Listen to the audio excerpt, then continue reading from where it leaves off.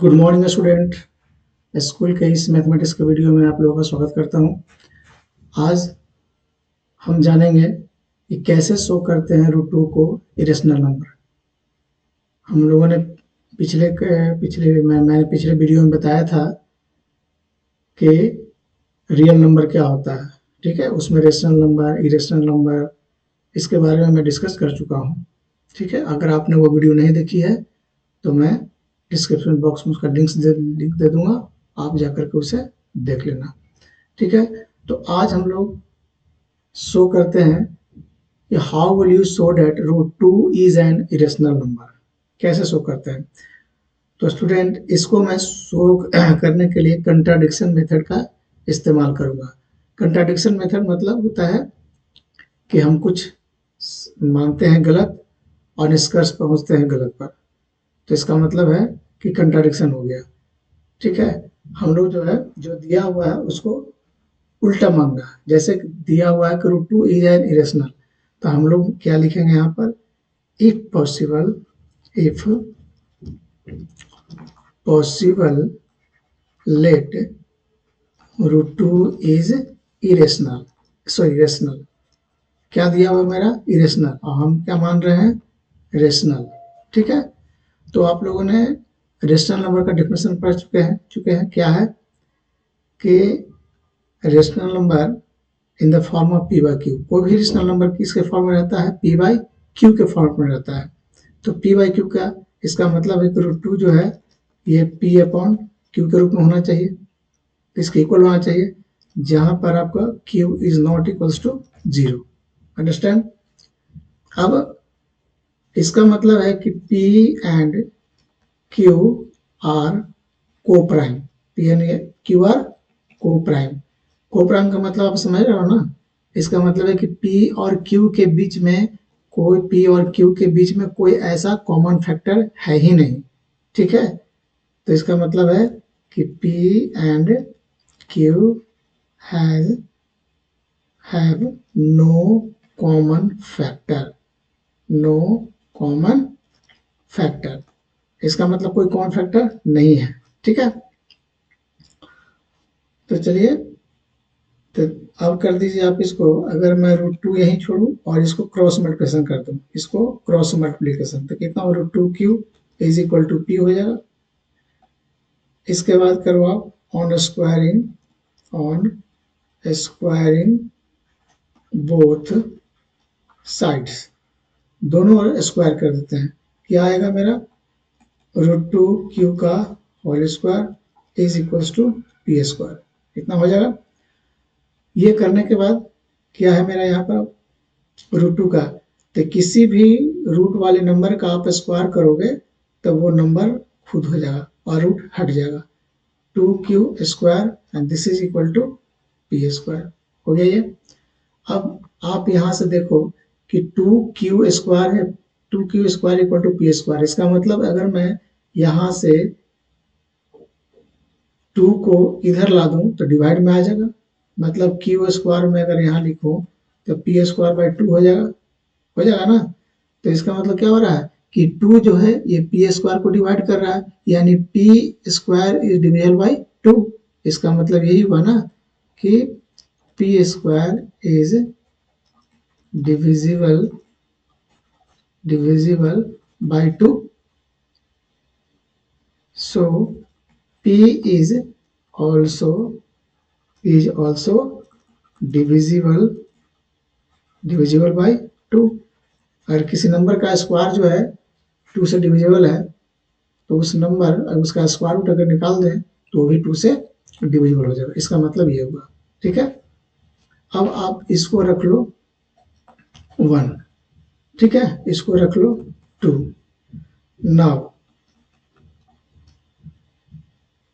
Late, अब हम लोग मानते हैं कि P इक्वल टू 2C।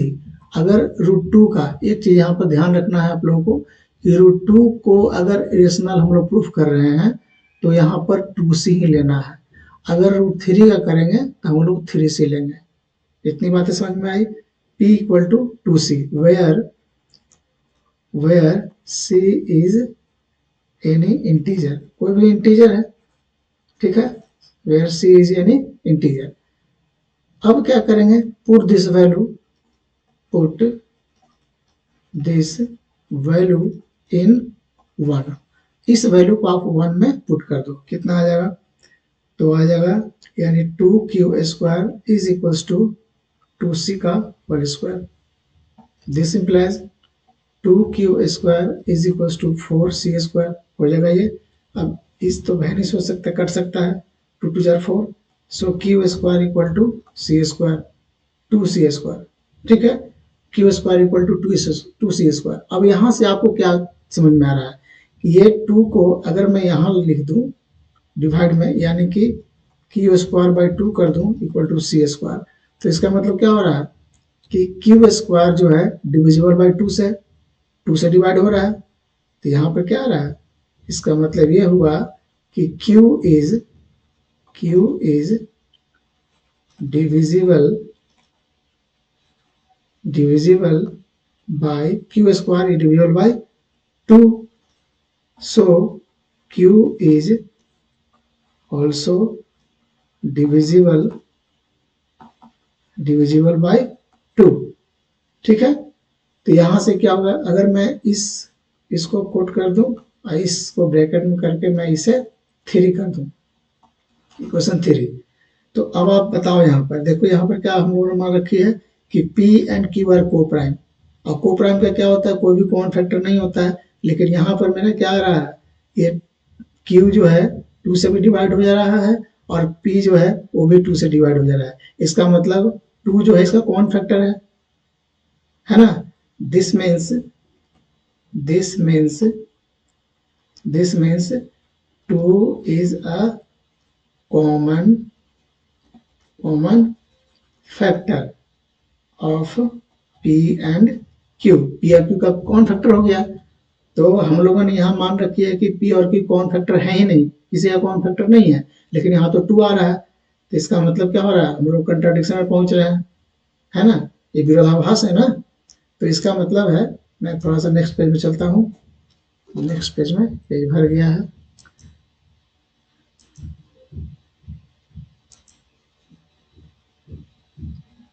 ठीक है, आइए आप। तो इसका मतलब ये हुआ कि this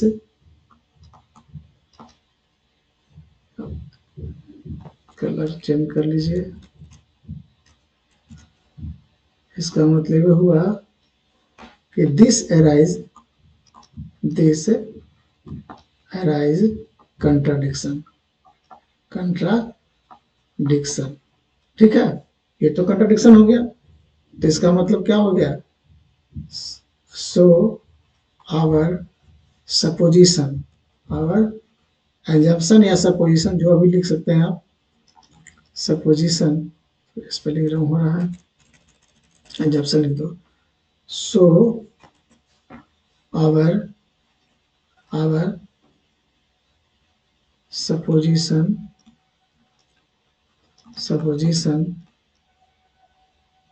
√2 is rational as wrong। ये क्या है, रॉन्ग है, यानी हम लोगों ने गलत मान रखी है, तो सही क्या है, हेंस √2 इज इरेशनल, √2 था क्या, इरेशनल, यही हो गया प्रूफ या शोट जो भी है। तो इस तरह से आप √2 का मैंने कर दिया, √3 का करना, √5 का करना, √4 का नहीं, √4 का तो 2 हो जाएगा, तो 2 तो एक रेशनल नंबर है ऑलरेडी है, तो रेशनल तो होगा ही नहीं, ठीक है। आप √7 का कर सकते हो, √11 का कर सकते हो, ठीक है। इतनी बात समझ में आई।